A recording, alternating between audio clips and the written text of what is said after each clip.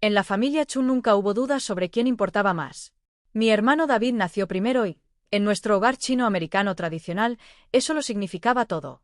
El hijo mayor, el que continuaría el apellido familiar, el que recibía la mayor atención, recursos y expectativas. Yo llegué 18 meses después. Maya, la hija, útil para ayudar en la casa, se esperaba que fuera respetuosa y callada, pero nunca el centro del universo familiar. Nuestro abuelo, Chun Wai, había construido algo extraordinario en Estados Unidos. Emigró desde Taiwán en 1972 con $300 en el bolsillo y un título en ingeniería que pocas empresas estadounidenses reconocían. Trabajó en 3 empleos, ahorró obsesivamente y eventualmente fundó su propia pequeña empresa de manufactura que transformó en un negocio próspero con contratos por todo el sureste.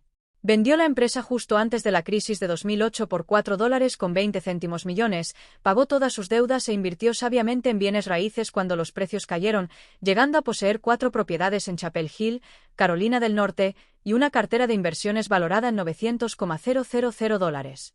Todo el mundo asumía que David heredaría todo. Él lo asumía también. Estudiaba negocios en UNC, vivía rentré en una de las propiedades del abuelo, conducía el coche que le había comprado y hablaba constantemente de cómo ampliaría el portafolio familiar. Mientras tanto, yo veía al abuelo no como una herencia, sino como la persona más fascinante de la familia.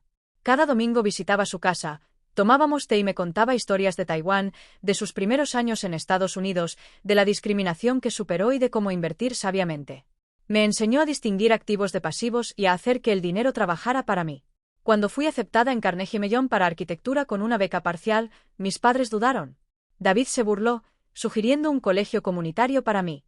Pero el abuelo me preguntó cuánto necesitaba y, tras calcular gastos, me dio un cheque de $30,000 para mi primer año, pidiéndome que trabajara duro.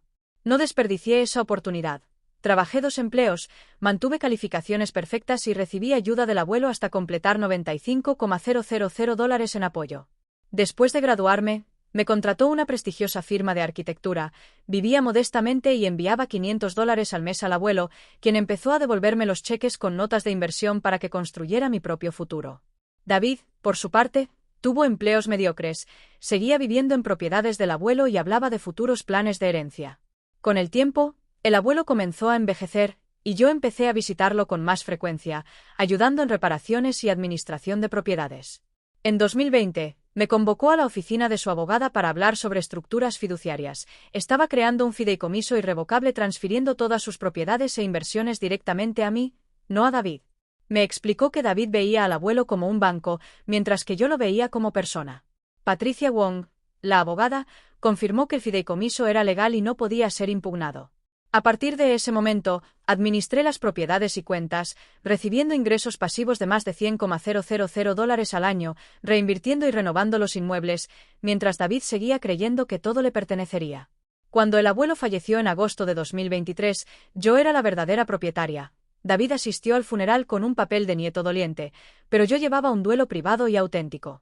3 semanas después, en la lectura de testamento, Patricia presentó las escrituras y registros que demostraban que todo ya estaba a mi nombre desde 2020. David gritaba, incrédulo, mientras yo explicaba calmadamente que había gestionado las propiedades, resuelto disputas de inquilinos y coordinado renovaciones. Todos los registros eran evidencia irrefutable. Patricia detalló que el valor total de los activos era de $3,80 millones. David intentó negar la legalidad, pero un fideicomiso irrevocable es exacto, final e inapelable. Le recordé a David su historial de deudas, despidos y hasta intento de fraude con un préstamo sin permiso, que fue la razón por la que el abuelo me había elegido a mí como heredera. Mis padres no podían argumentar nada y yo no sentí remordimiento. Me liberé de la familia que solo celebraba a David. Con el tiempo, vendí una propiedad para reinvertir en un proyecto mixto en Raleigh, renové la casa principal y aumenté los alquileres, haciendo que la herencia creciera a $3,90 millones. Mi prima Lisa me contactó para expresar admiración, recordando cómo había estado con el abuelo mientras otros casi no lo visitaban. Un mes después, David acudió pidiendo ayuda económica. Le negué asistencia, recordándole que desperdició las oportunidades que el abuelo le dio. Un año después, me mudé definitivamente a la casa principal, que ahora era completamente mía. Mientras continuaba expandiendo el patrimonio y mi carrera, promovida a arquitecta senior, liderando proyectos, construyendo relaciones basadas en respeto mutuo y creando una beca en honor al abuelo para estudiantes asiático-americanos de primera generación. Cuando mis padres intentaron acercarse para reconciliarse, dejé claro que no había disculpas pendientes ni reconocimiento de su favoritismo. La herencia más grande era la lección de que merecía ser elegida, valorada y que mi lealtad y constancia tenían un precio. El abuelo me vio cuando nadie más lo hizo y me enseñó que invertir en uno mismo es el legado más duradero. Gracias a él, construí una vida auténtica, plena y propia, honrando su visión y mi dignidad.